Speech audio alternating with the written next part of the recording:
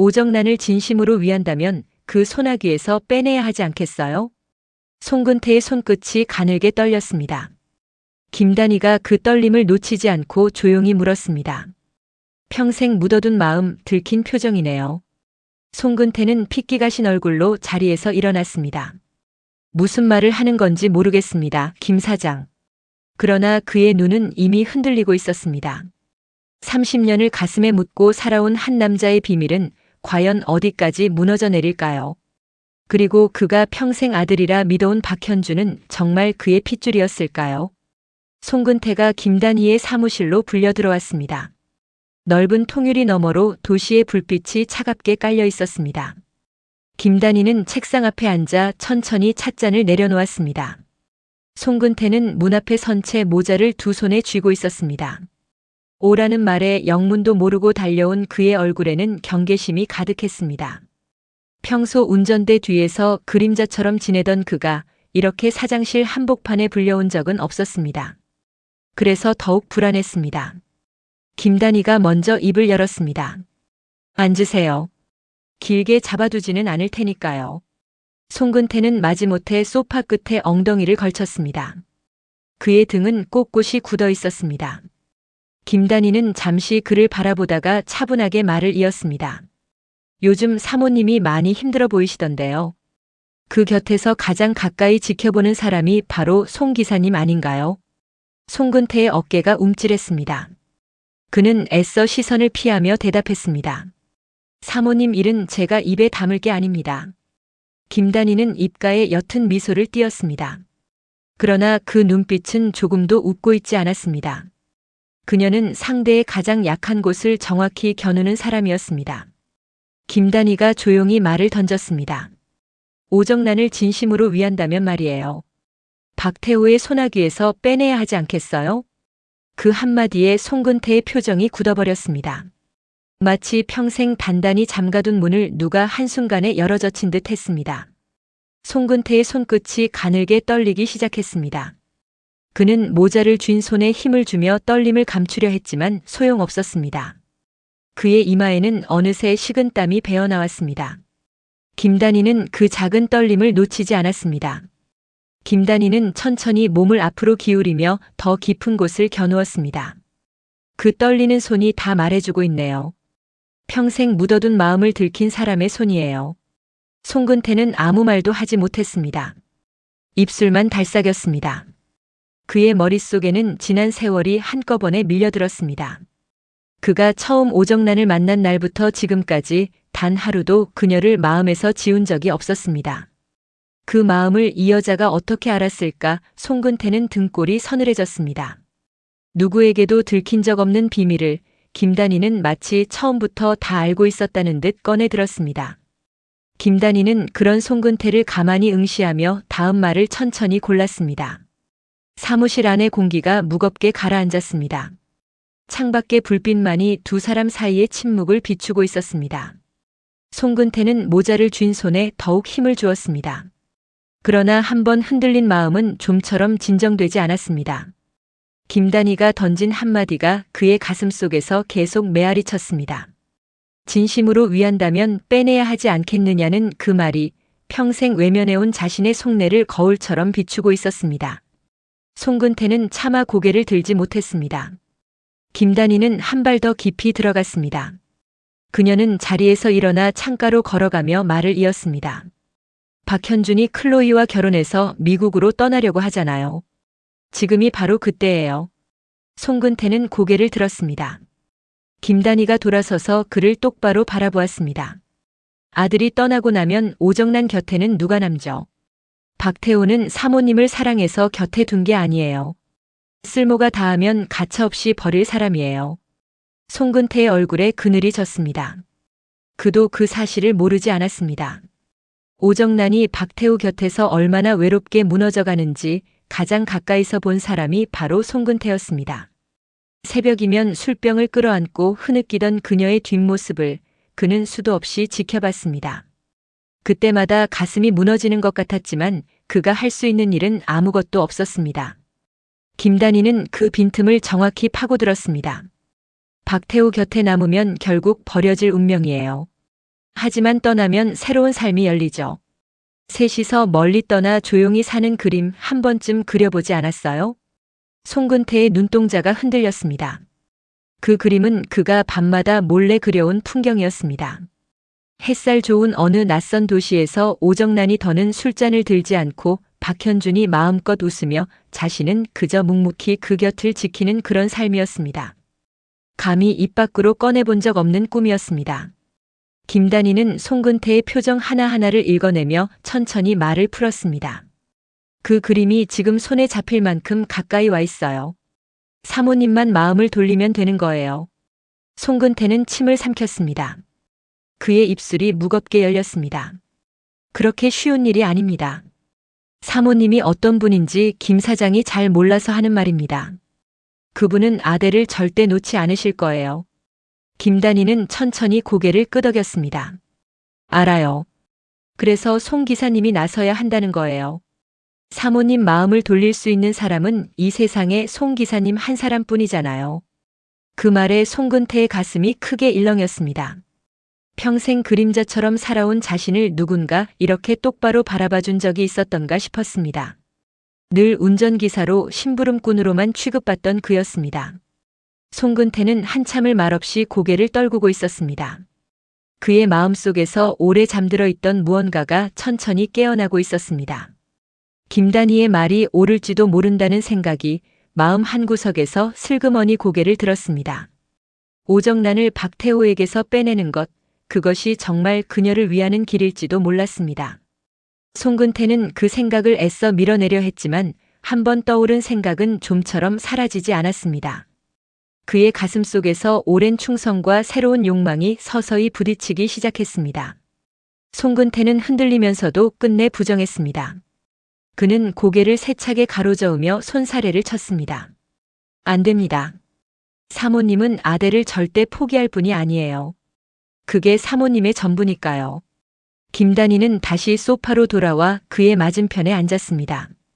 그녀는 찻잔을 들어 한 모금 머금었다가 천천히 내려놓았습니다. 정말 그럴까요? 사모님이 아들에 그렇게 집착하는 이유가 뭐죠? 아들 때문 아닌가요? 박현준한테 모든 걸 물려주고 싶어서요. 송근태는 입을 다물었습니다. 김단희가 조용히 말을 이었습니다. 그런데 그 아들이 미국으로 가겠다잖아요. 클로이와 결혼해서 아예 떠나겠다고요. 그럼 사모님이 그토록 움켜쥔 아들은 누구를 위한 거죠? 빈 껍데기를 끌어안고 평생 외롭게 늙어갈 뿐이에요.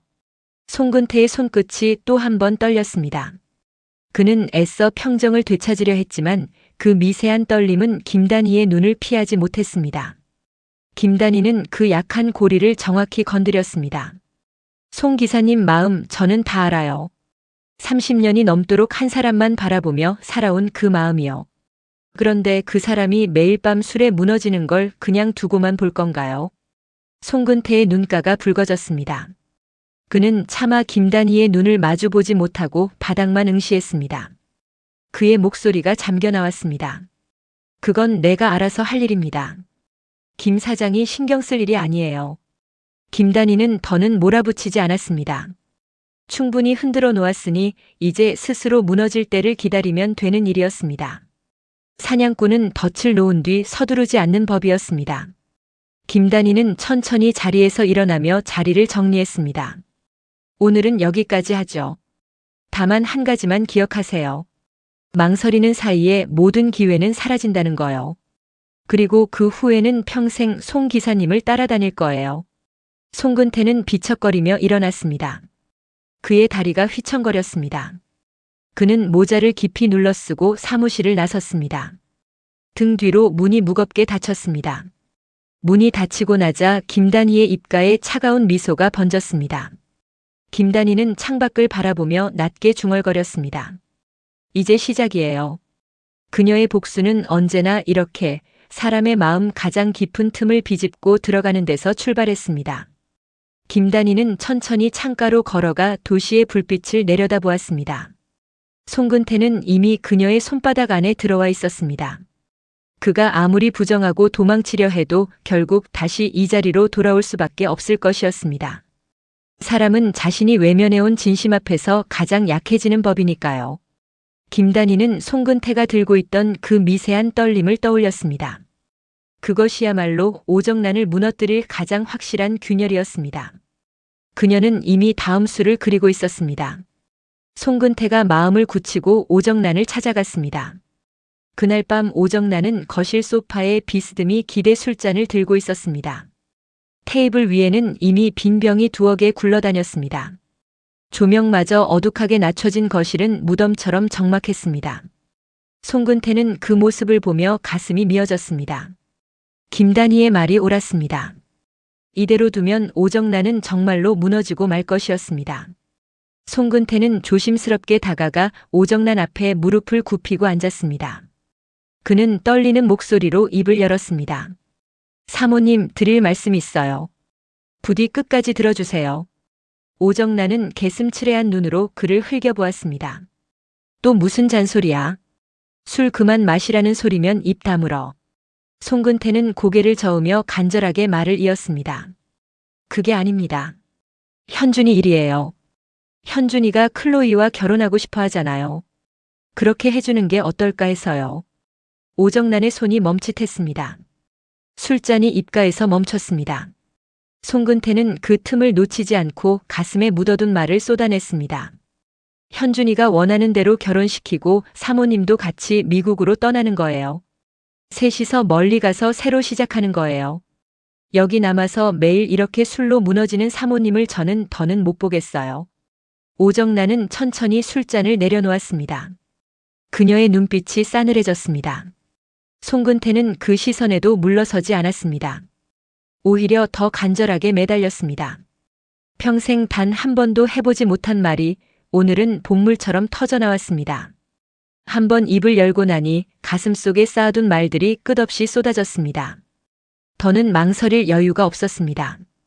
박태우 곁에 남아서 사모님이 행복했던 적이 단 하루라도 있었어요. 매일 밤 혼자 술잔을 비우고 새벽이면 우는 사모님을 제가 모를 것 같아요. 저는 다 봤어요. 다 알고 있어요. 오정란의 입꼬리가 일그러졌습니다. 송근태는 마지막 힘을 짜내듯 말을 이었습니다. 이제 그만 내려놓으세요. 아들이고 뭐고 다 버리고 그냥 사람답게 한번 살아봅시다. 제가 평생 곁에서 지켜드릴게요. 제발요. 거실에는 무거운 침묵이 흘렀습니다. 송근태는 숨을 죽인 채 오정란의 대답을 기다렸습니다. 그의 두 손은 어느새 기도하듯 맞잡혀 있었습니다. 오정란의 표정은 좀처럼 읽히지 않았습니다. 송근태의 심장만이 미친 듯이 뛰고 있었습니다. 이 한마디를 꺼내기까지 그는 수없이 망설였습니다. 평생 가슴에만 묻어둔 마음을 처음으로 입 밖에 낸 것이었습니다. 그래서 더욱 간절했습니다. 부디 오정란이 단 한 번만이라도 자신의 진심을 알아주기를 송근태는 속으로 빌고 또 빌었습니다. 그 짧은 침묵의 시간이 그에게는 영원처럼 길게 느껴졌습니다. 오정란은 코웃음을 쳤습니다. 그녀는 천천히 고개를 들어 송근태를 내려다보았습니다. 그 눈빛에는 멸시가 가득했습니다. 오정란은 빈잔에 다시 술을 따르며 차갑게 내뱉었습니다. 웃기는 소리 하고 있네. 아델은 나와 현준이 거야. 내가 어떻게 손에 넣은 자리인데 그걸 버려. 송근태는 무릎 걸음으로 한 발 더 다가갔습니다. 사모님, 그게 무슨 소용이에요. 현준이가 떠나고 싶어 하는데요. 그 자리가 다 무슨 의미가 있어요. 오정란은 술잔을 거칠게 내려놓았습니다. 술이 출렁이며 테이블 위로 흘렀습니다. 오정란이 날카롭게 받아쳤습니다. 클로이, 그 계집애랑 결혼을 시켜. 어림없는 소리. 내 눈에 흙이 들어가기 전에는 절대 안 돼. 송근태는 애가 탔습니다. 사모님, 현준이 행복이 먼저잖아요.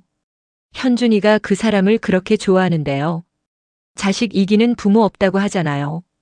그는 무릎 걸음으로 한 발 더 다가가 오정란의 옷자락을 붙잡으려 했습니다. 그러나 오정란은 그 손을 매정하게 뿌리쳤습니다. 오정란은 자리에서 벌떡 일어났습니다.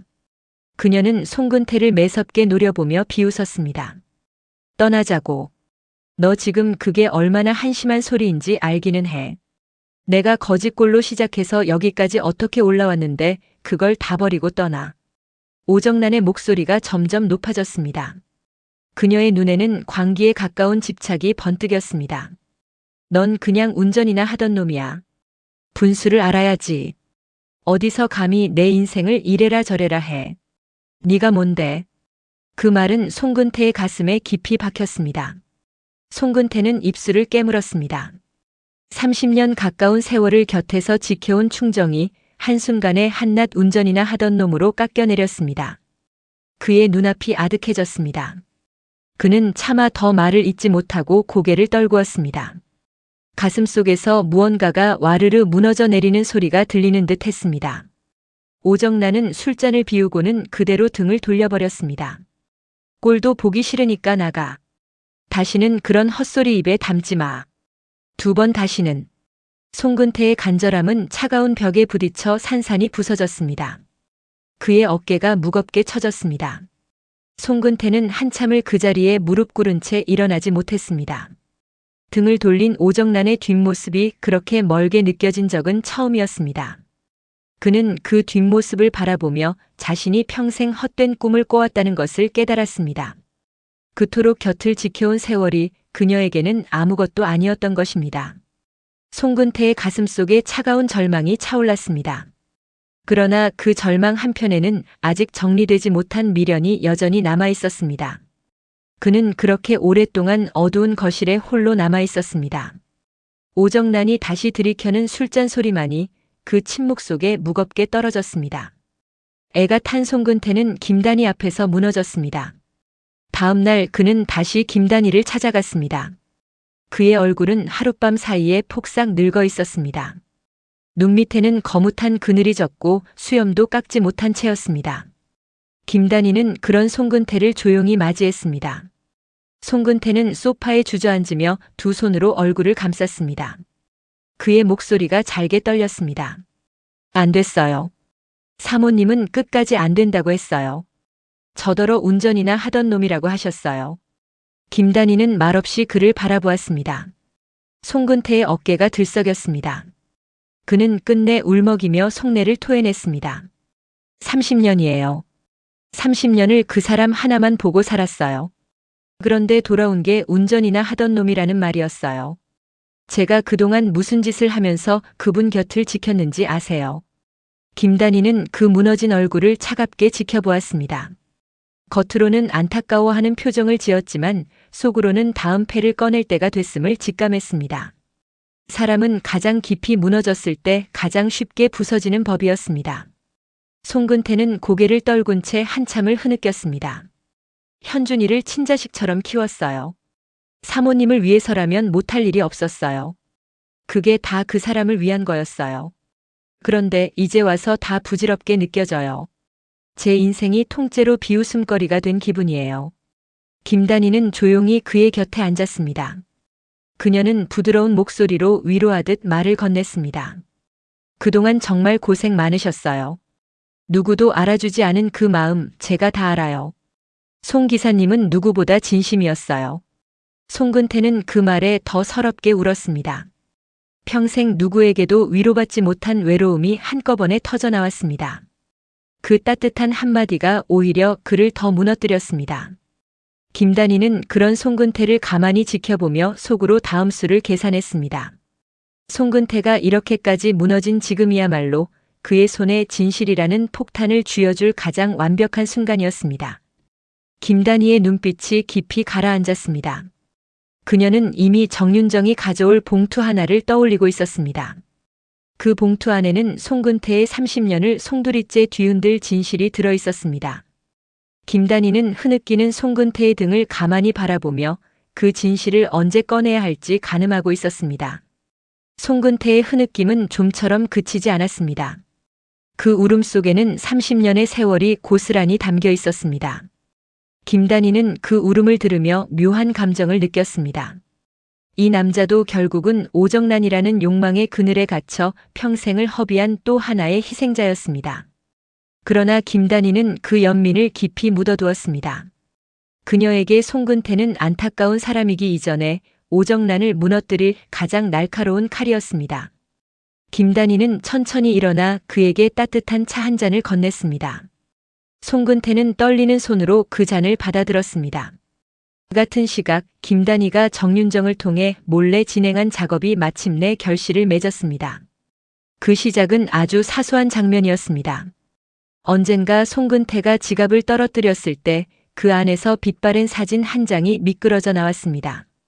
어린 박현준이 환하게 웃고 있는 사진이었습니다.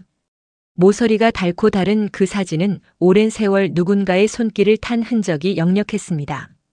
운전기사가 안주인의 아들 사진을 그토록 소중히 품고 다닌다는 것은 예사로운 일이 아니었습니다. 김단희는 그 장면을 놓치지 않았습니다. 그날부터 그녀의 머릿속에 한 가지 의심이 자리 잡았습니다. 송근태와 박현준의 관계가 단순한 충정이 아닐지도 모른다는 의심이었습니다. 어쩌면 송근태가 박현준의 친아버지일지도 모른다는 생각이었습니다. 김단희는 정윤정을 불러 은밀히 일을 맡겼습니다. 정윤정은 송근태와 박현준의 머리카락을 손에 넣는 데 성공했습니다. 운전석 머리받침과 박현준의 빗에서 조심스럽게 걷어들인 것이었습니다. 그것을 검사기관의 친자 확인용으로 의뢰한 것이었습니다. 그리고 그날 정윤정이 봉투 하나를 들고 사무실로 들어섰습니다. 정윤정의 얼굴은 평소와 달리 굳어 있었습니다. 그녀는 봉투를 김단희에게 건네며 떨리는 목소리로 말했습니다. 이거 결과가 좀 이상해. 예상하고 전혀 달라. 김단희는 의아한 표정으로 정윤정을 바라보았습니다. 무슨 소리야? 송근태가 현준이 친아버지가 아니라는 거야.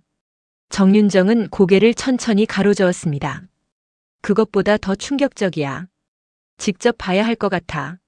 나도 처음엔 검사가 잘못된 줄 알았어. 김단희는 봉투를 받아들었습니다.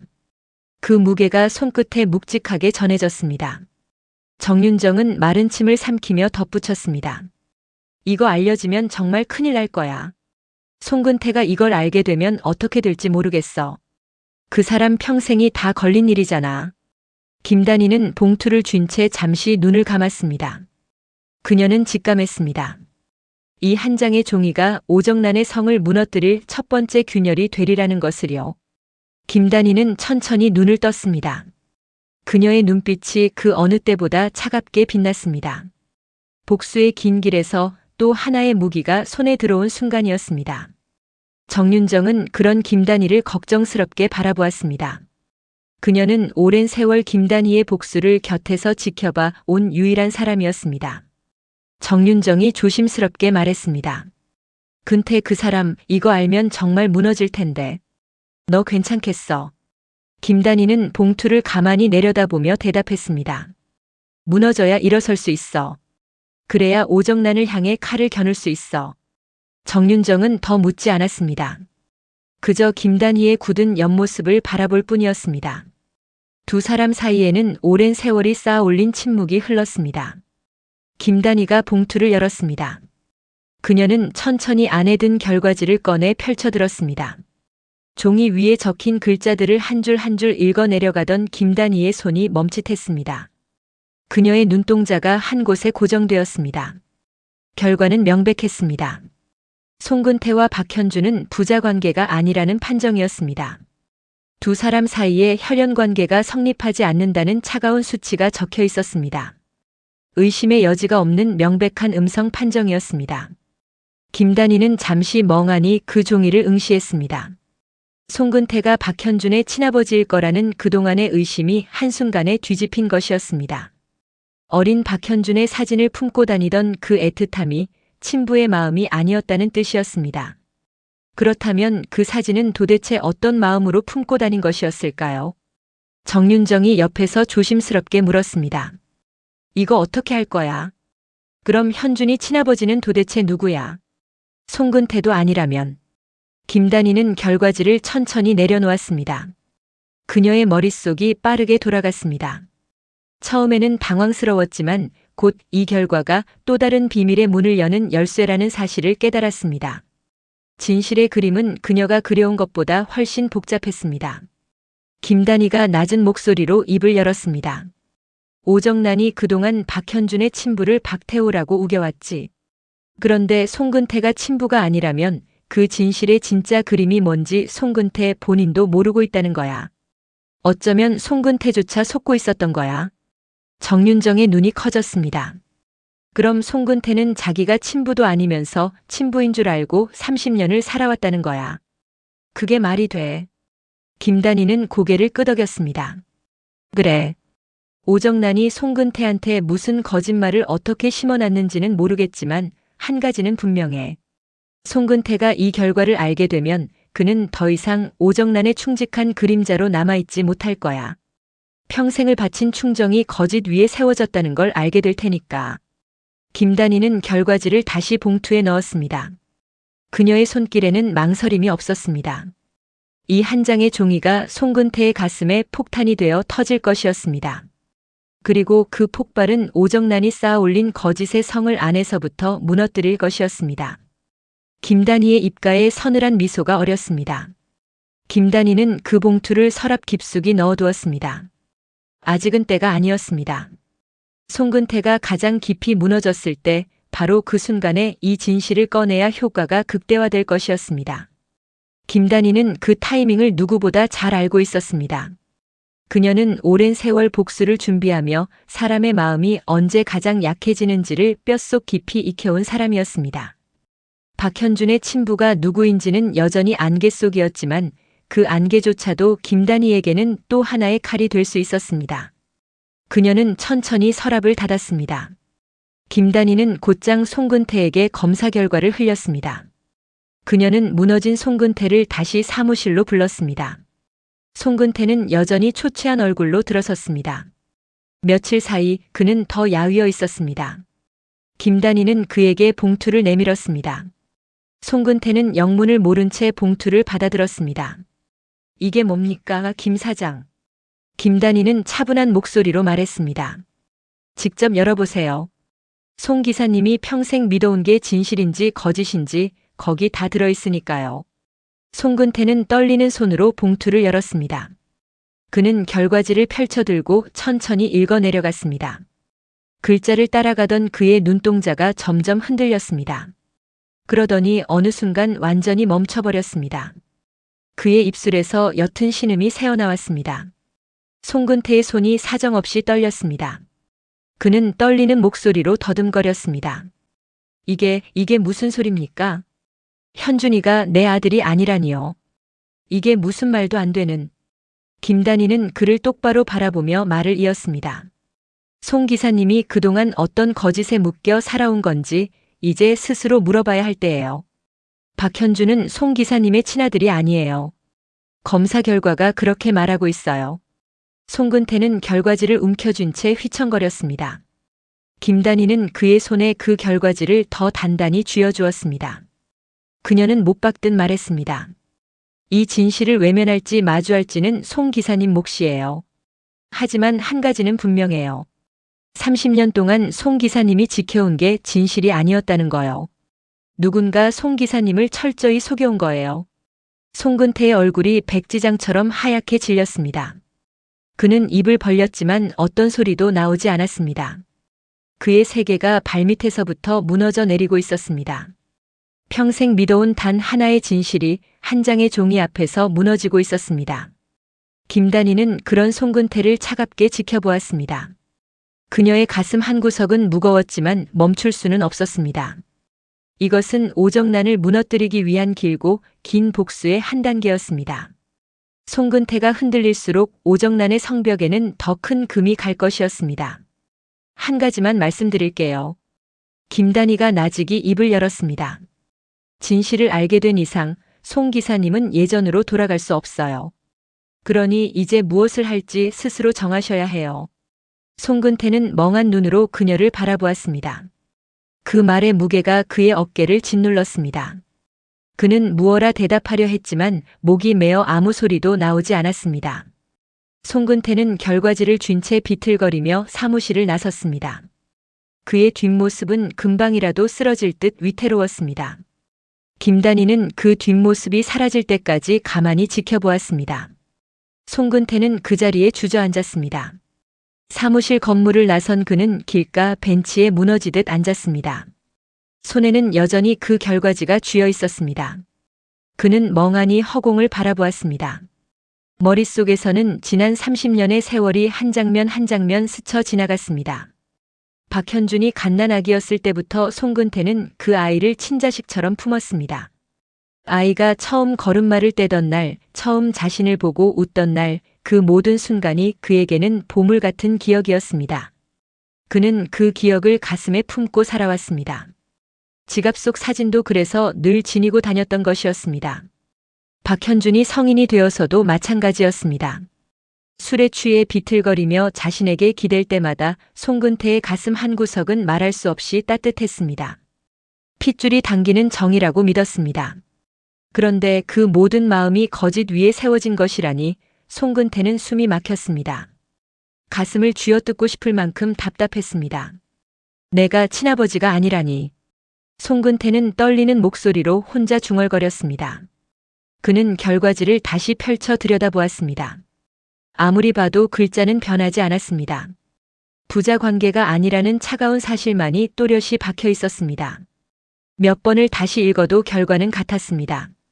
그제야 송근태의 가슴속에서 다른 감정이 고개를 들었습니다. 그것은 배신감이었습니다. 오정란이 그동안 자신에게 무슨 거짓을 심어온 것인지 그 의문이 송근태를 사정없이 갉아먹기 시작했습니다. 그녀는 알고 있었을까요? 알면서도 자신을 이용한 것이었을까요? 평생을 오정란의 그림자로 살았습니다.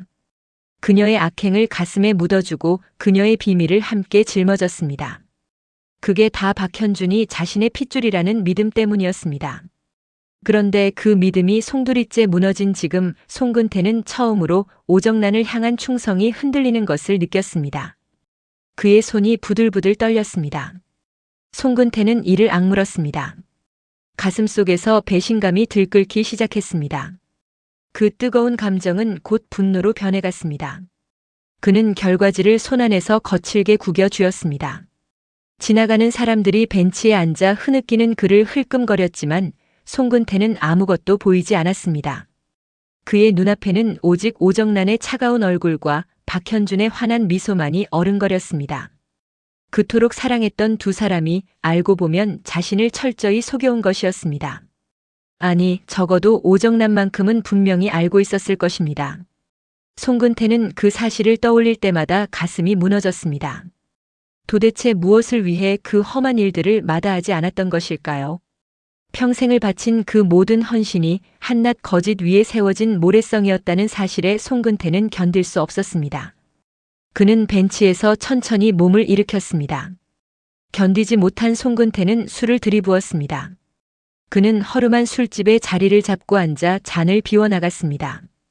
빈 병이 하나둘 테이블 위에 쌓여갔습니다. 그의 눈은 점점 흐려졌지만 가슴속 분노만은 또렷하게 타올랐습니다. 술이 들어갈수록 묻어둔 감정들이 하나씩 고개를 들었습니다. 송근태는 술잔을 응시하며 혼자 중얼거렸습니다. 내가 뭘 위해서 그 세월을 다 바친 거야? 도대체 뭘 위해서? 그는 결과지를 다시 꺼내 술 묻은 손으로 펼쳤습니다. 글자들이 흐릿하게 번져 보였습니다. 송근태는 그 종이를 구겨 쥐었다가 다시 펴기를 반복했습니다. 그럴 때마다 가슴이 찢어지는 듯 했습니다. 자신이 손에 묻힌 그 모든 일들이 다 무엇을 위한 것이었나 싶어 견딜 수가 없었습니다. 주인이 다가와 조심스럽게 말을 건넸습니다. 손님, 그만 드시는 게 좋겠는데요. 너무 많이 드셨어요.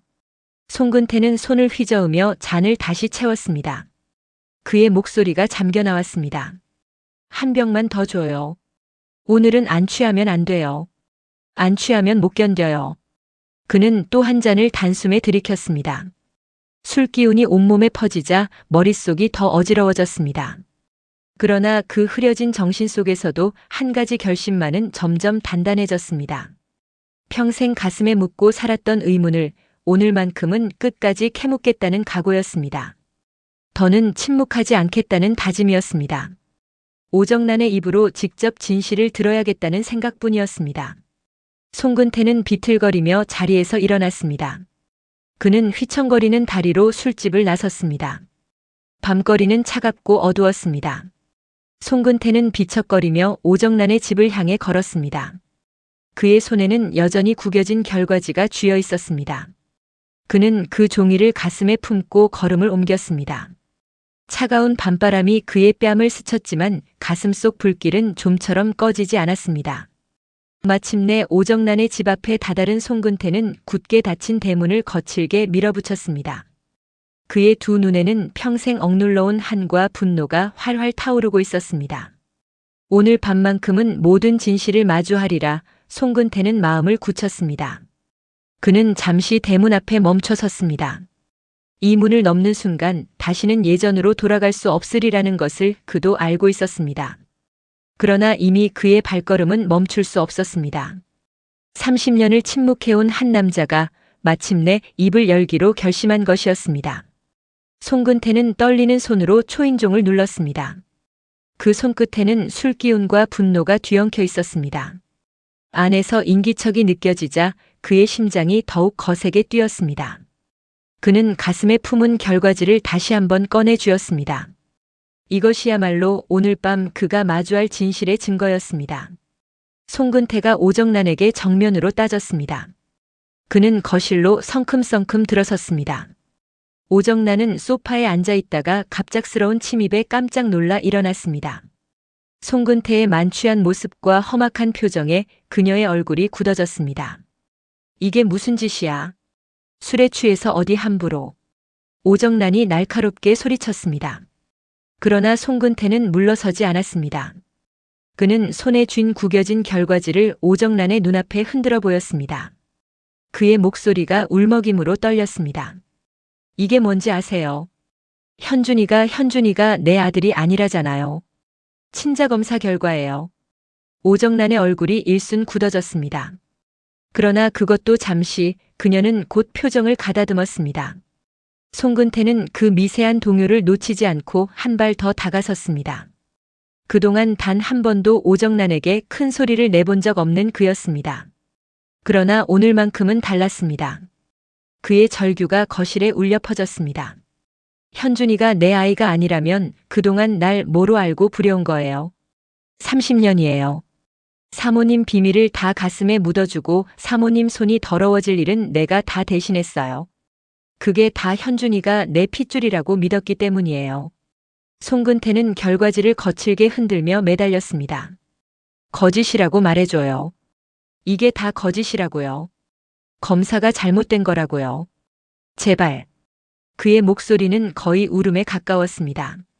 그는 그 종이가 거짓이기를, 자신이 여전히 박현준의 친아버지이기를 간절히 바라고 있었습니다. 오정란은 한 발 물러섰습니다. 그녀의 눈빛이 차갑게 변했습니다. 송근태는 그 자리에 무릎을 꺾을 듯 휘청거리며 다시 외쳤습니다. 평생을 바친 내 충정이 한낱 이용당한 도구였어요. 사모님은 날 그렇게 부려먹고도 아무렇지 않은 거예요. 어떻게 사람한테 이럴 수가 있어요. 그의 절규에 거실 공기가 싸늘하게 얼어붙었습니다. 송근태의 눈에서는 굵은 눈물이 흘러내렸습니다. 그는 평생 처음으로 오정란 앞에서 무너지고 있었습니다. 그동안 단 한 번도 보이지 않았던 모습이었습니다. 송근태는 손에 쥔 결과지를 오정란의 발치에 흩뿌리듯 떨어뜨렸습니다. 여기 다 적혀 있어요. 내가 현준이 친아버지가 아니라고요. 그럼 그동안 사모님이 나한테 보인 그 마음은 다 뭐였어요? 다 연기였어요. 그의 목소리가 거실 천장에 부딪혀 메아리 쳤습니다. 송근태는 가슴을 쥐어뜯듯 옷자락을 움켜쥐었습니다. 평생 단 한 번도 대들어본 적 없는 그가 오늘은 모든 것을 쏟아내고 있었습니다. 오정란은 그런 송근태를 차갑게 내려다보았습니다. 그녀의 입꼬리가 서늘하게 올라갔습니다. 그러나 그 눈빛 깊은 곳에는 미처 감추지 못한 당황의 빛이 스치고 있었습니다. 오정란은 눈 하나 깜짝하지 않았습니다. 그녀는 팔짱을 끼고 송근태를 내려다보며 차갑게 받아쳤습니다. 언제 네가 아비라고 했어? 내가 한 번이라도 네 자식이라고 말한 적 있어? 없잖아. 송근태는 그 말에 망연자실했습니다. 그게 무슨 사모님. 그동안 저는. 오정란은 코웃음을 치며 말을 이었습니다. 현준이 친아버지는 박태호야. 처음부터 끝까지 그뿐이라고. 너 같은 운전기사 따위가 어떻게 내 아들의 아비가 돼. 착각도 정도껏 해야지. 송근태는 휘청거렸습니다. 하지만 사모님, 그동안 나한테 그런 눈빛으로, 그런 마음으로. 오정란은 그의 말을 거칠게 잘랐습니다. 그녀는 송근태의 손에 들린 결과지를 빼앗아 바닥에 내던졌습니다. 이딴 종이장이 뭐가 중요해. 조작된 거 아니라고 누가 그래. 누가 너한테 이런 걸 쥐어줬는지는 몰라도 다 너를 이용하려는 수작이야. 정신 차려. 송근태는 바닥에 떨어진 결과지를 멍하니 바라보았습니다. 그것을 다시 주워들고 싶었지만 손이 움직이지 않았습니다. 그는 천천히 몸을 굽혀 구겨진 종이를 다시 집어들었습니다. 그것만이 그에게 남은 유일한 진실의 증거였습니다. 오정란은 끝까지 우겼습니다. 현준이 아비는 박태호야. 그건 누구도 건드릴 수 없는 진실이야. 알아들어. 그러니까 그 입 닫고 당장 나가. 오정란은 거칠게 손을 내저었습니다. 그 단호한 부정 앞에서 송근태의 무릎이 꺾일 듯 휘청거렸습니다. 그는 비틀거리며 벽에 손을 짚었습니다. 그녀의 거짓말은 너무도 뻔뻔해서 오히려 진실처럼 들릴 정도였습니다. 송근태는 떨리는 목소리로 다시 물었습니다. 그럼 나는요? 사모님한테 나는 뭐였어요? 30년 동안 나는 뭐였냐고요? 오정란은 싸늘하게 대답했습니다. 너는 그냥 운전기사였어. 내가 시키는 일이나 하는 사람. 그 이상도 이하도 아니야. 처음부터 그랬어. 그 한마디가 송근태의 가슴을 갈기갈기 찢어놓았습니다. 30년을 바친 충정의 대가가 그저 시키는 일이나 하는 사람이라는 말 한마디였습니다. 송근태의 눈에서 눈물이 멈추지 않고 흘러내렸습니다. 그는 무릎을 꿇은 채 한참을 고개를 들지 못했습니다. 오정란은 그런 송근태를 차갑게 내려다보며 다시 술잔을 집어들었습니다. 마치 아무 일도 없었다는 듯 태연한 모습이었습니다. 그러나 그녀의 손끝은 미세하게 떨리고 있었습니다. 송근태가 던진 말들이 그녀가 평생 묻어둔 비밀의 가장자리를 건드렸기 때문이었습니다. 오정란은 애써 그 떨림을 감추며 입을 열었습니다. 그만 정신 차리고 가. 술 깨면 다 잊어버리게 될 거야. 그러나 송근태는 그 말에 천천히 고개를 들었습니다. 그의 눈빛은 더 이상 예전의 순종적인 그것이 아니었습니다. 무언가 단단히 바뀌어 있었습니다. 송근태는 분노를 터뜨렸습니다. 그는 벽을 짚고 간신히 몸을 일으켰습니다. 그의 눈에서는 눈물과 함께 불길 같은 분노가 타올랐습니다. 송근태는 떨리는 목소리로 울부짖었습니다. 그래요. 나는 사모님이 거짓말하는 거 다 알면서도 곁을 지켰어요. 그게 제일 한심한 거예요. 그걸 알면서도 떠나지 못한 내가요. 바보같이. 오정란의 표정이 살짝 흔들렸습니다. 송근태는 거기서 멈추지 않았습니다. 현준이를 위해서라면 나는 못할 게 없었어요. 사모님이 시키면 무슨 일이든 했어요. 사람이 못할 짓도 했어요. 그게 다 그 아이를 위한 거였어요. 내 핏줄이라고 믿었으니까요. 송근태의 목소리가 점점 격해졌습니다. 그 세월을 어떻게 돌려받을 거예요? 내가 손에 묻힌 그 일들을 사모님이 어떻게 책임질 거냐고요. 내 인생을 어떻게 돌려줄 거예요. 그는 두 주먹을 부르르 떨며 외쳤습니다. 30년이라는 세월이 그 한마디 한마디에 고스란히 묻어나왔습니다. 오정란은 입을 다물었습니다. 송근태가 쏟아내는 말 한마디 한마디가 그녀의 가장 어두운 비밀을 건드리고 있었습니다. 그가 대신 짊어진 일들은 입 밖으로 나와서는 안 될 것들이었습니다. 송근태는 가슴을 치며 외쳤습니다. 사모님의 모든 비밀을 내 가슴에 묻어줬어요. 무덤까지 가져가려고 했어요. 그 대가가 고작 이거예요. 운전기사 따위라는 말 한마디예요. 오정란의 눈빛에 처음으로 균열이 스쳤습니다. 그녀는 송근태가 단순히 무너지는 게 아니라 자신의 비밀을 쥔 채 폭발하고 있다는 사실을 깨달았습니다. 그것은 위험한 신호였습니다. 충직했던 그림자가 등을 돌리는 순간 그 그림자는 누구보다 무서운 적이 될 수 있었습니다. 송근태는 흐느끼며 말을 이었습니다. 나는 사모님 한 사람만 보고 살았어요. 그런데 사모님은 나를 한 번도 사람으로 본 적이 없었던 거예요. 그저 부려먹을 도구였던 거예요. 거실에는 송근태의 거친 숨소리만 가득했습니다. 오정란은 그를 노려보았지만 그 눈빛 속에는 미세한 불안이 깃들어 있었습니다. 송근태가 더 무슨 말을 쏟아낼지 그녀는 처음으로 두려움을 느꼈습니다. 그 두려움은 좀처럼 가시지 않았습니다. 송근태는 거친 숨을 몰아쉬며 말을 이었습니다. 사모님이 손에 피를 묻힐 때마다 그 뒤처리를 누가 했어요? 누가 다 떠안았냐고요? 다 나였어요. 그게 다 현준이 때문이었어요. 오정란의 얼굴이 새하얗게 질렸습니다. 그녀는 황급히 주변을 둘러보았습니다. 행여 누가 듣고 있을까 그 생각만으로도 등골이 오싹했습니다. 송근태가 입에 담는 말들은 단 한마디만 새어나가도 그녀를 파멸로 몰아넣을 수 있는 것들이었습니다. 오정란은 처음으로 평생 부려온 이 그림자가 자신의 목을 겨누는 칼이 될 수도 있다는 사실을 깨달았습니다. 오정란은 위기를 느꼈습니다. 그녀는 흥분한 송근태를 윽박지르며 입을 막으려 들었습니다. 오정란이 매섭게 소리쳤습니다. 그만해.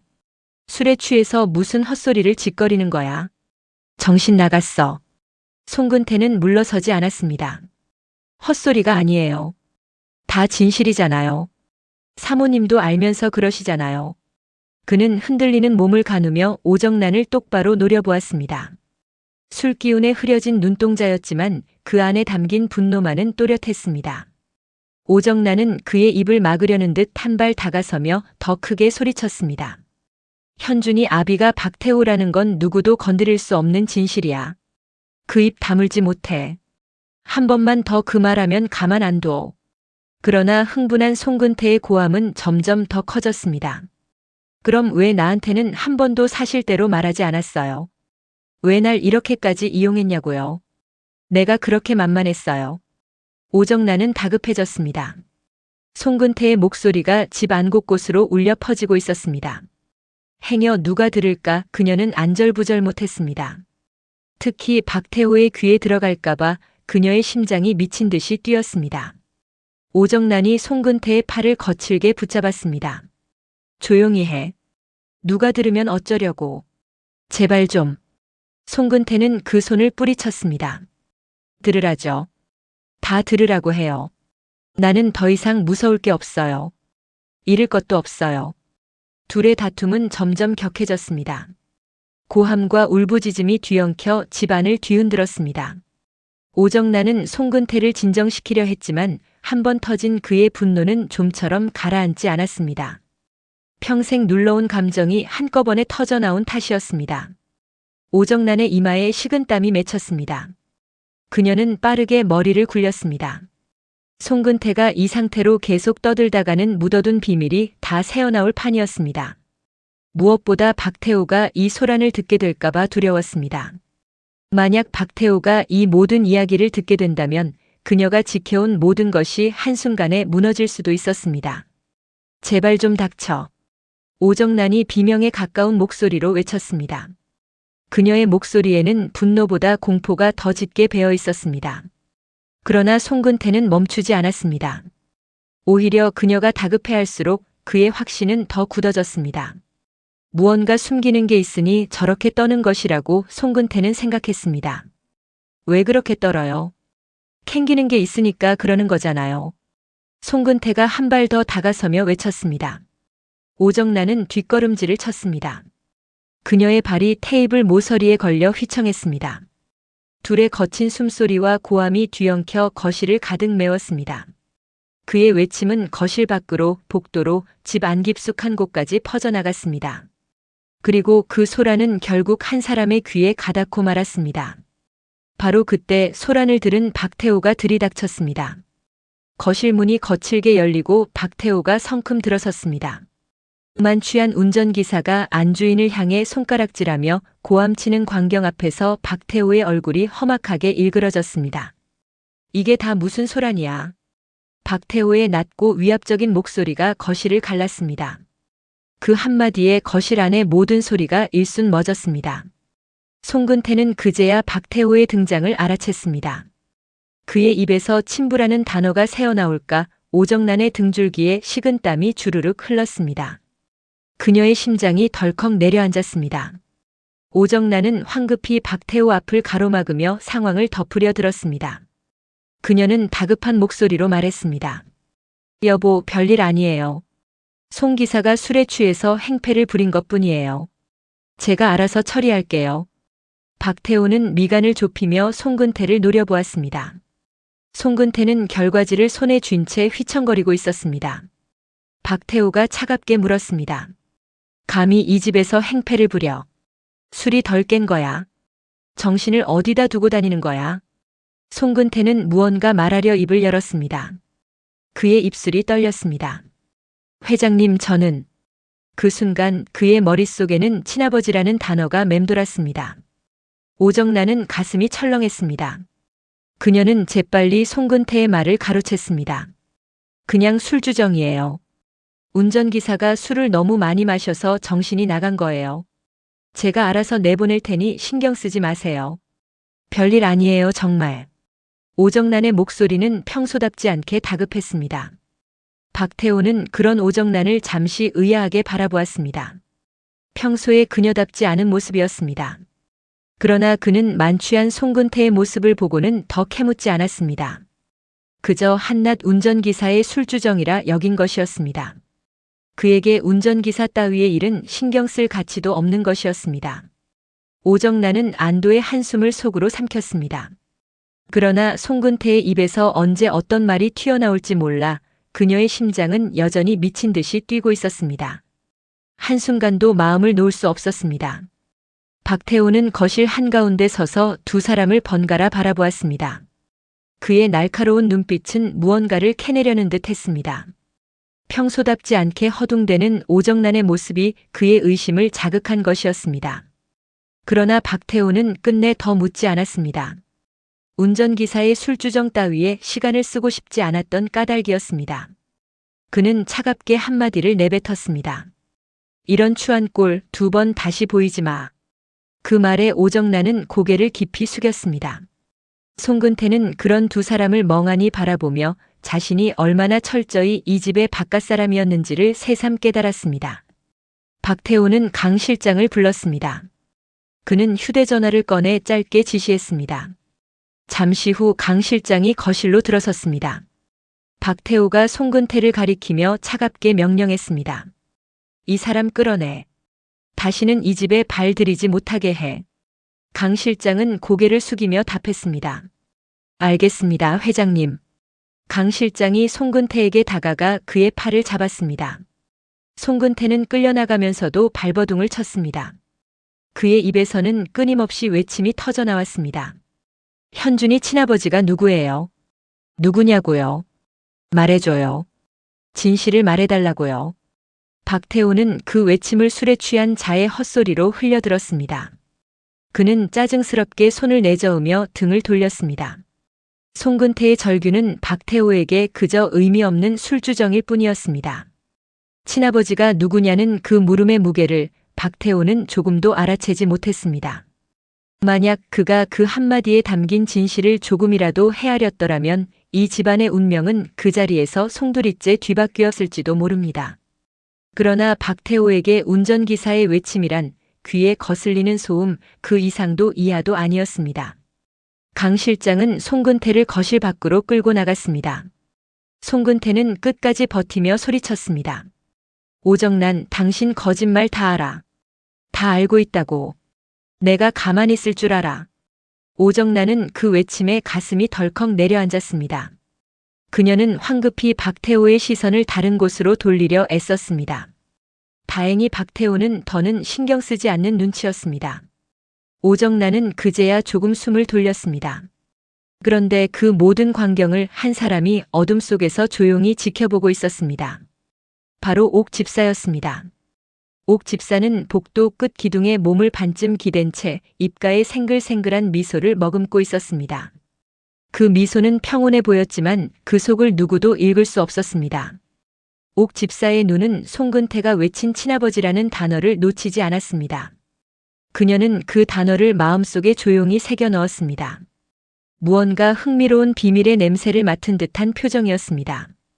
친아버지가 누구냐는 그 물음 하나로 이 집안에 또 어떤 비밀이 숨어 있는지를 옥 집사는 가늠하고 있었습니다. 그러나 누구도 옥 집사가 그 자리에서 모든 것을 지켜보고 있었다는 사실을 알아채지 못했습니다. 박태호도 오정란도 끌려나가는 송근태도 그 누구도 어둠 속에 그 미소를 보지 못했습니다. 옥 집사는 그저 평온한 미소를 띤 채 소리 없이 그 자리를 떠났습니다. 그녀의 발걸음은 한없이 가벼웠습니다. 마치 오랫동안 기다려온 무언가를 마침내 손에 넣은 사람처럼 그 뒷모습에는 알 수 없는 여유가 흘렀습니다. 이 집안의 어둠은 그렇게 또 한 사람의 가슴 속에 조용히 쌓여가고 있었습니다. 송근태가 오정란의 집에서 끝내 쫓겨났습니다. 강 실장이 그를 대문 밖으로 밀어냈습니다. 송근태는 차가운 길바닥에 비틀거리며 내동댕이 쳐졌습니다. 그의 손에는 여전히 구겨진 결과지가 쥐어 있었습니다. 굳게 닫힌 대문이 그의 등 뒤에서 무겁게 울렸습니다. 대문이 무겁게 닫혔습니다. 송근태는 닫힌 문을 망연히 올려다보았습니다.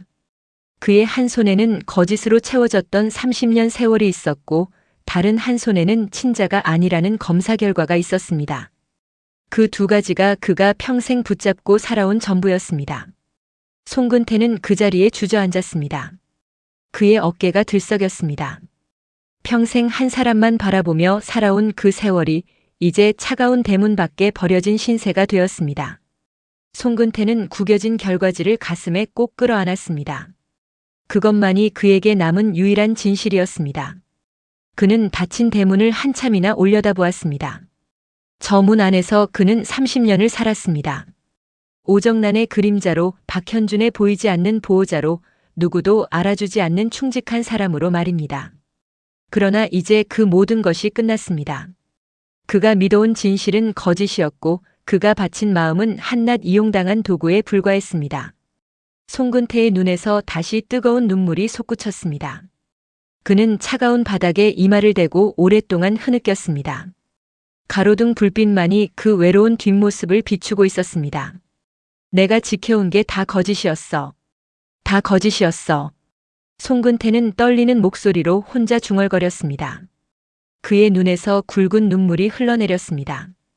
분노와 배신감이 뒤엉킨 채 그는 한참을 그 자리에서 일어나지 못했습니다. 차가운 밤 공기가 그의 흐느낌을 삼켰습니다. 그리고 그 모든 것을 멀찍이서 지켜보던 한 사람이 있었습니다. 김단이었습니다. 그녀는 어둠 속 차 안에서 쫓겨난 송근태의 모습을 조용히 지켜보고 있었습니다. 모든 것이 그녀가 그린 그림대로 흘러가고 있었습니다. 김단희의 입가에 옅은 미소가 번졌습니다.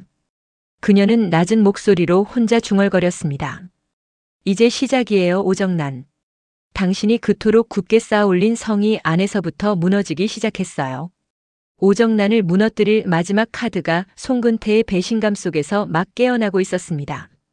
그동안 충직한 그림자로 살아온 한 남자가 등을 돌리는 순간 오정란이 그토록 감추려 했던 모든 거짓이 세상 밖으로 쏟아져 나올 것이었습니다. 한번 무너지기 시작한 성벽은 누구도 막을 수 없는 법이었습니다. 김단희는 천천히 차창 밖으로 시선을 거두었습니다. 그녀의 눈빛은 그 어느 때보다 깊고 차가웠습니다. 복수의 긴 여정 속에서 또 하나의 결정적인 패가 그녀의 손에 들어온 밤이었습니다. 송근태가 끌어안은 그 구겨진 종이 한 장이 머지않아 오정란의 모든 것을 집어삼킬 불씨가 되리라는 것을 김단희는 누구보다 잘 알고 있었습니다. 지금부터는 앞서 보셨던 이야기들이 어떤 의미를 담고 있는지, 그리고 다음 이야기에서 어떤 일이 벌어질 수 있는지 함께 짚어보겠습니다. 인물들의 마음과 그동안 깔려온 단서들을 천천히 따라가다 보면 한 사람의 운전기사가 어쩌다 이 거대한 집안을 흔드는 열쇠가 되었는지 보이실 거예요. 충성과 배신, 거짓과 진실이 한데 엉킨 그 자리에서 김단희의 복수가 어떻게 새로운 길을 열어가는지 차분하게 살펴보겠습니다. 직전 회차에서 김단희가 가장 공을 들인 곳은 뜻밖에도 송근태였습니다. 오정란의 운전기사, 늘 그림자처럼 곁을 지키던 그 사람 말이지요. 김단희는 송근태가 박현준에게 유독 각별하다는 걸 놓치지 않았습니다. 단순한 충성으로 보기에는 너무 깊고 너무 애틋했던 거예요. 그래서 김단희는 한 가지 의심을 품게 됩니다. 혹시 송근태가 박현준의 친아버지가 아닐까 하는 의심이었습니다. 이 의심은 그냥 떠오른 게 아닙니다. 김단희는 정윤정을 시켜 송근태의 차량을 샅샅이 조사하게 했습니다. 그런데 그 결과가 예사롭지 않았어요. 블랙박스는 이미 깨끗하게 지워져 있었고 주변 CCTV도 누군가 미리 손을 댄 흔적이 있었습니다. 사고의 진실을 덮으려고 누군가 치밀하게 움직였다는 뜻이지요. 그리고 결정적으로 송근태의 지갑 속에서 어린 박현준의 사진이 나왔습니다. 운전기사가 안주인의 아들 사진을 그토록 소중히 품고 다닌다는 것, 이건 분명 평범한 일이 아닙니다. 여기서 김단희의 무서움이 드러납니다. 그녀는 사람의 가장 약한 곳을 정확히 봅니다. 오정란을 정면으로 치는 대신 오정란이 가장 의지하는 사람의 마음속 깊은 틈을 피집고 들어가는 거예요. 김단희에게 송근태는 안타까운 사람이기 이전에 오정란을 무너뜨릴 가장 날카로운 칼이었습니다. 그래서 다음 이야기에서는 이 송근태라는 약한 고리가 본격적으로 흔들릴 가능성이 높습니다. 김단희가 송근태의 마음 가장 깊은 곳, 평생 누구에게도 들키지 않은 그 자리를 정확히 겨눌 수 있다는 거예요. 그리고 그 흔들림은 결국 오정란이 쌓아 올린 거짓의 성을 안에서부터 갉아먹기 시작할 겁니다. 사람은 자신이 외면해온 진심 앞에서 가장 약해지는 법이니까요. 송근태라는 인물을 제대로 이해하려면 그의 마음을 들여다봐야 합니다. 그는 삼류 건달 출신으로 행동은 가볍지만 오정란을 향한 마음만큼은 무거운 사람입니다. 앞선 회차들에서 우리는 그 마음의 깊이를 여러 번 봤어요. 만취한 오정란을 부축하다 무심코 자신과 살았으면 좋았겠다는 말을 흘리던 장면, 새벽이면 술잔을 끌어안고 무너지는 오정란을 가장 가까이서 지켜보던 모습 말이지요. 그런데 이 충성의 뿌리에는 한 가지 믿음이 깔려 있었습니다. 박현준이 자신의 핏줄일지도 모른다는 믿음, 혹은 적어도 자신이 지켜야 할 소중한 존재라는 믿음이었어요. 그는 박현준이 갓난아기였을 때부터 친자식처럼 품었습니다. 그 믿음 하나로 오정란의 비밀을 가슴에 묻고 그녀의 손이 더러워질 일을 대신 떠안으며 30년을 버텨온 거예요. 여기서 우리가 주목해야 할 건 이 믿음이 거짓일 수도 있다는 점입니다. 만약 송근태가 박현준의 친아버지가 아니라는 사실이 밝혀진다면 그가 평생 바친 충성은 거짓 위에 세워진 모래성이 되고 맙니다. 그리고 그 거짓을 심어준 사람이 다름 아닌 오정란이라면 송근태의 배신감은 상상을 넘어설 거예요. 그래서 다음 이야기에서는 송근태의 믿음이 송두리째 흔들리는 방향으로 흘러갈 가능성이 큽니다. 평생 운전기사로 심부름꾼으로만 취급받던 사람이 자신이 바친 30년이 한낱 이용당한 도구였음을 깨닫게 되는 순간이 올 수 있다는 거예요. 그때 송근태는 더 이상 오정란의 충직한 그림자로 남아있지 못할 겁니다. 충직했던 그림자가 등을 돌리는 순간 그 그림자는 누구보다 무서운 적이 되는 법이지요. 직전 회차의 오정란은 그야말로 사방이 꽉 막힌 처지였습니다. 박태호에게는 이용만 당하다 버림받게 생겼고 아들 박현준은 클로이와 결혼해 미국으로 떠나겠다며 등을 돌렸어요. 김단희는 호시탐탐 자신의 모든 걸 빼앗으려 노리고 있었고요. 그래서 오정란은 아침 점심도 거른 채 술만 퍼마시며 무너져 내렸습니다. 오정란을 움직이는 단 하나의 힘은 욕망입니다. 바닥이나 탔던 한여에서 대기업 안주인까지 오직 욕망 하나로 올라온 사람이에요. 주인 아가씨에게 독을 먹이고 주인 어른의 유언장을 훔쳐주며 차지한 자리였습니다. 그런데 직전 회차에서 클로이가 정확히 짚어냈듯이 오정란에게는 박현준이, 박태호에게는 아델 그룹이 진짜 욕망입니다. 오정란이 그토록 아델에 집착하는 이유도 결국은 아들 박현준에게 모든 걸 물려주고 싶어서였어요. 그런데 바로 그 아들이 모든 걸 버리고 떠나겠다고 합니다. 그렇다면 오정란이 움켜쥔 아델은 누구를 위한 걸까요? 빈 껍데기를 끌어안고 평생 외롭게 늙어갈 뿐이라는 김단희의 말이 오정란의 가장 아픈 곳을 찌르고 있습니다. 오정란은 초조함이 극에 달해 박현준의 여권을 몰래 숨겨 출국 자체를 막겠다는 생각까지 했지요. 그래서 다음 이야기에서는 오정란이 더욱 막다른 곳으로 몰릴 가능성이 높습니다. 가장 의지하던 송근태마저 흔들리기 시작한다면 오정란을 지탱하던 마지막 기둥이 빠지는 셈이에요. 욕망 하나로 버텨온 사람일수록 그 욕망의 대상이 떠나갈 때 가장 크게 무너지는 법이니까요. 앞선 회차들에서 김단희는 박태호에게 법적인 아내가 되겠다고 선언했습니다. 죽은 언니 김명희의 이름으로 사는 것도 모자라 언니가 원치 않았던 결혼까지 자기 손으로 만들겠다는 것이었어요. 마지막 남은 자존심까지 내어주면서요. 그 이유는 분명합니다. 박태호의 아내가 되는 지옥을 자기 손으로 만들어서라도 오정란의 모든 것을 빼앗고 박민준을 지키겠다는 거예요. 직전 회차에서 김단희는 그 계산을 한 발 더 진전시킵니다. 박태호에게 권 의원과의 자금 거래가 모두 끝났음을 보고하면서 이번 거래가 처음부터 끝까지 자신이 완성해낸 것임을 슬쩍 강조했어요. 갤러리 운영과 은밀한 거래까지 오정란 없이도 아무 문제가 없다는 것을 박태호의 머릿속에 심어두려는 계산이었습니다. 오정란의 쓸모를 지우고 자신의 자리를 넓혀가는 아주 치밀한 한 수였지요. 박태호라는 사람은 목적을 위해서라면 가족까지 장기판에 말로 쓰는 냉혹한 사람입니다. 그에게 오정란도 김단희도 결국은 쓸모로 평가되는 존재예요. 김단희는 바로 그 점을 이용하고 있습니다. 박태호가 오정란을 버리고 자신을 택하게 만들려면 오정란의 쓸모를 지우고 자신의 가치를 키워야 한다는 걸 정확히 아는 거지요. 그래서 다음 이야기에서는 김단희가 오정란을 박태호에게서 떼어내는 작업을 더 본격적으로 밀어붙일 가능성이 큽니다. 그 핵심 도구가 바로 송근태가 될 수 있어요. 오정란이 박민준을 해치려 했다는 증거든, 송근태와 박현준의 숨겨진 관계든, 김단희가 손에 쥔 패가 오정란과 박태호 사이를 갈라놓는 칼이 될 수 있다는 겁니다. 이 집안에는 누구의 편인지 알 수 없는 미스터리한 인물이 하나 있습니다. 바로 옥 집사예요. 시종일관 생글생글한 미소를 머금고 있지만 그 속을 누구도 읽을 수 없는 사람입니다. 그 미소가 천성인지 철저한 연기인지조차 알 수 없지요. 앞선 회차에서 옥 집사는 오정란 앞에 나타나 결정적인 한마디를 던졌습니다. 박민준이 교통사고를 당하던 그날 오정란과 박민준이 나눈 대화를 모두 알고 있다고 말이지요. 박민준이 또 사고를 당하면 회장님께 모두 말씀드리겠다는 경고까지 했습니다. 오정란은 완전히 얼어붙었어요. 옥 집사는 사모님이 가만히 계시면 자신도 가만히 있겠다며 생글생글한 미소로 자리를 떴습니다. 오정란이 그를 내보내려 했지만 송근태조차 돈으로는 소용없을 거라며 만류했지요. 옥 집사는 이 집안의 비밀을 하나씩 손에 쥐어가는 사람입니다. 그 비밀이 많아질수록 그의 미소는 더 의미심장해집니다. 그는 무언가 흥미로운 비밀의 냄새를 맡으면 그것을 마음속에 조용히 새겨 넣는 사람이에요. 표면은 평온하지만 속내를 알 수 없는 진짜 정체를 가늠하기 어려운 인물이지요. 그래서 다음 이야기에서는 옥 집사가 이 집안의 또 다른 균열을 지켜보는 자리에 설 가능성이 높습니다. 송근태가 무너지든 오정란이 흔들리든 그 모든 광경을 어둠 속에서 조용히 지켜보고 마음속에 새기는 사람이 옥 집사일 수 있다는 거예요. 그가 쥔 비밀이 언제 어떻게 터질지 그 자체가 이 집안에 들이운 또 하나의 그림자입니다. 직전 회차에서 백진주는 마침내 한 걸음을 내디뎠습니다. 제임스 리에게 기억 상실의 연기였다는 사실을 고백한 거예요. 병원 안에 박태호의 감시 인원이 있었기 때문에 가장 믿었던 제임스 리에게조차 진짜인 척 버텨야 했다며 미안함을 전했습니다. 그만큼 백진주가 처한 자리가 위태로웠다는 뜻이지요. 백진주의 마음은 두 갈래로 찢어져 있습니다. 한쪽에는 박민준을 향한 감정이 있어요. 기억을 잃은 척하면서도 박민준이 자신의 이름을 불러주는 순간만큼은 온몸이 흔들렸습니다.